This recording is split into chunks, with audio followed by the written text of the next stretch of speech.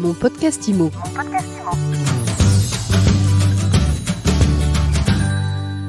Bonjour à tous et bienvenue dans mon podcast IMO. Je suis avec Frédéric Ibanez et Nicolas Fratini aujourd'hui. Vous les avez sûrement vus à la télé ces derniers jours avec Teddy Riner. Eh bien, ils sont avec moi aujourd'hui. Je suis avec les cofondateurs des agences de papa. Frédéric Ibanez, bonjour. Bonjour. Nicolas Fratini, bonjour. Bonjour. Je suis ravie de vous recevoir dans mon podcast IMO. Vous êtes les cofondateurs donc des agences de papa. Teddy Riner, c'est votre nouvel ambassadeur ? Exactement, c'est notre nouveau ambassadeur. Il a des valeurs qui reflètent exactement nos valeurs. Et donc, c'était un choix des deux côtés évident. Tout à fait, je confirme à 100%. C'était une bonne rencontre et le projet lui a de suite beaucoup plu. Donc, on a travaillé très rapidement ensemble pour faire une publicité télé notamment qui fonctionne très bien. Bon alors, racontez-nous un petit peu avant de reparler on reparlera de Teddy Riner tout à l'heure. Les agences de papa, c'est quoi ? Les papas, c'est vous alors ? Oui. L'agence de papa, c'est une agence immobilière digitale et l'idée, ça nous est venu depuis 2 ans. On s'est rencontrés à la sortie d'école de nos enfants, on a discuté d'immobilier. Donc moi, je suis issu d'un autre métier, de la restauration et de la gestion de personnes. Je suis entrepreneur et du coup, Frédéric, il est vraiment issu de l'immobilier. Il m'a expliqué tout ce que c'était l'immobilier et moi j'avais plus d'expérience dans ce qui était l'informatique. Donc du coup on a lié les deux compétences pour vraiment dépoussiérer ce métier et regarder différemment une vente et une transaction immobilière. Moi qui suis issu de l'immobilier, en tout cas Nicolas l'a très bien résumé, il a de l'expérience dans le digital. Ça a permis justement de faire un parcours client qui a permis de réduire les prix. Aujourd'hui, c'est pour ça qu'on arrive à proposer une offre à 2 000 €, tout inclus, peu importe le montant du bien, et sans condition, sans petit astérix, étant donné que c'est réglé à partir du moment où la transaction est effectuée. Pour qu'on comprenne bien le démarrage des agences de papa, donc vous vous êtes rencontrés à la sortie de l'école, école maternelle ? Oui, tout à fait, école maternelle. Et en fait, on passait du temps avec nos enfants. On a passé beaucoup de temps. On est fans de football, donc on allait au stade. Fin de journée, on allait prendre des glaces avec les enfants et on a discuté pendant longtemps du projet, jusqu'à chercher. D'ailleurs, le nom, les agences de papa, c'est mes enfants qui l'ont trouvé. Les enfants ont fini par nous dire, mais vous bossez encore sur les agences de papa ? C'est qu'on les a regardés, on s'est regardés, et quand on leur a posé la question, mais pourquoi les agences de papa, ils nous ont tout simplement dit, mais parce qu'elles sont un papa. Voilà comment est né le nom. Les mamans ont validé le projet aussi ? On confirme que les mamans aussi, à titre personnel, ont bien validé le nom. Ça les a fait sourire. Elles ont vraiment souri. Alors, revenons au projet. Votre feuille de route, c'est quoi ? C'est de mettre les agences traditionnelles au tapis ? Alors, au tapis, non, on a regardé avant tout l'intérêt des consommateurs. On n'agit pas en fonction de la concurrence. On estime qu'aujourd'hui, le prix de 2 000 €, ça représente le salaire moyen des Français, c'est 152 heures de travail. Et en tout cas, nous, par rapport à notre stratégie, ça suffit largement, 152 heures, ça nous suffit largement pour vendre un bien immobilier. Et tout ça grâce au digital, finalement, des outils qui existent depuis longtemps, qui ne sont pas forcément utilisés par les agences traditionnelles. Donc à partir de là, ça nous a permis de créer un parcours client digital tout en appuyant ça avec une plateforme et de l'humain derrière. La moyenne des commissions d'agences immobilières en France, c'est 25 000 €. C'était clairement trop par rapport aux besoins du consommateur. On a compris qu'il y avait un besoin différent et on a réfléchi à comment c'était possible de réduire le coût. Et donc avec le digital, on a compris qu'on pouvait carrément réduire digitaliser tout le parcours client. Alors concrètement, comment ça se passe sur votre plateforme ? Qu'est-ce qui fait la différence avec les autres acteurs ? Ce qui fait la différence aujourd'hui, c'est qu'il y a toute une partie qui est digitalisée, notamment l'estimation à distance, la possibilité pour les personnes qui choisissent d'utiliser nos services de faire leurs photos grâce à notre web app, de pouvoir générer une annonce, et cette annonce est diffusée automatiquement sur tous les sites. Donc on a accès à ce loger, on a également un système de mandat électronique, d'offres électroniques. Donc tout ça, ça évite des déplacements, c'est un gain de temps énorme.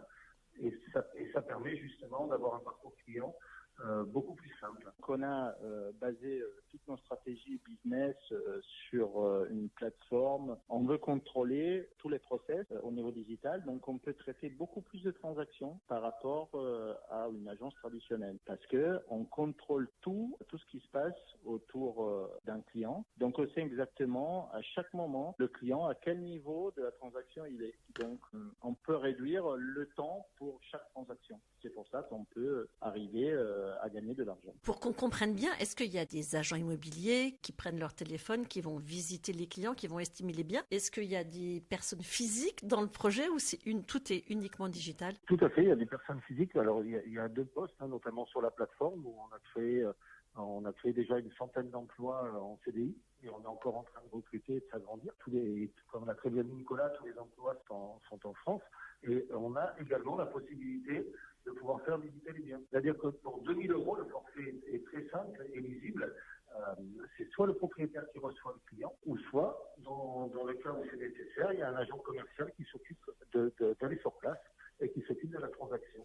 Mais par contre, le forfait ne change pas, il n'y a pas de supplément. Ça existe depuis quand, les agences de papa? Alors, ça existe de octobre 2019 et ça va très vite parce qu'en octobre 2019, on était 4 personnes. Là, on est 100 personnes, 100 salariés et ça avance très, très rapidement. Votre discours plaît beaucoup aux investisseurs. Et ce qui se passe, c'est qu'on a été suivi depuis le départ par des entrepreneurs et le projet a en effet beaucoup plu aux entrepreneurs parce que c'était à la fois ambitieux, nouveau. Et il y a plusieurs entrepreneurs de tout niveau qui nous ont rejoints.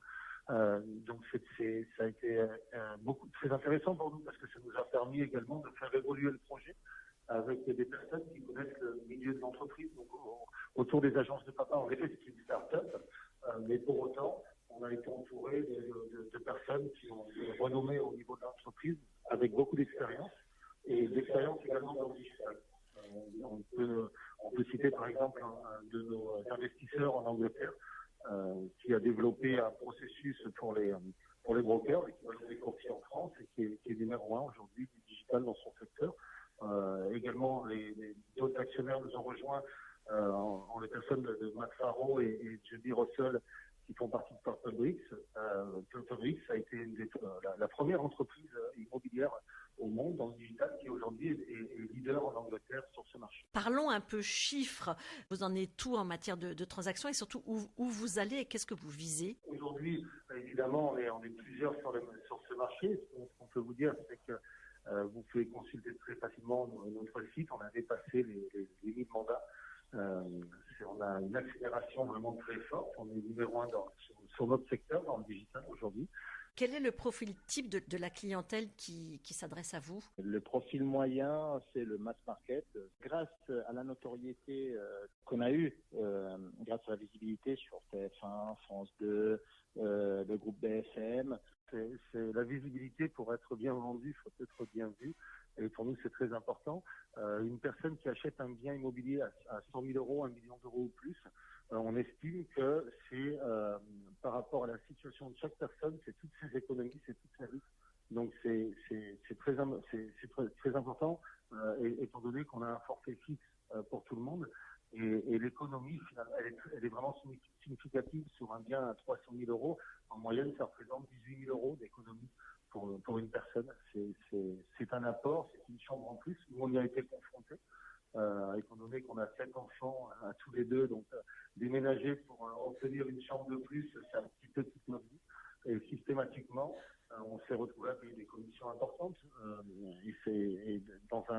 Sur un crédit, ça représente, en moyenne, sur un crédit de 20 ans, ça représente 1 an et demi à 2 ans de crédit supplémentaire. Donc, c'est une charge énorme. Donc, on s'est dit, on va essayer de changer les choses. Et en tout cas, on se rend compte aujourd'hui que ça fonctionne. On y arrive, on est très suivi. On a une communauté très forte au niveau des réseaux sociaux. Vous l'avez dit, Teddy Limer nous a rejoint également. Racontez-nous justement les dessous de la rencontre. Comment ça s'est fait? On a déménagé tout l'appartement de Nicolas Fratini. Effectivement, on a voulu faire une vidéo très sympa, La Casa des Papas. C'est une chanson, c'est une des reprises de La Casa des Papel. C'est une des scènes phares où il y a les deux frères qui chantent Bella Ciao.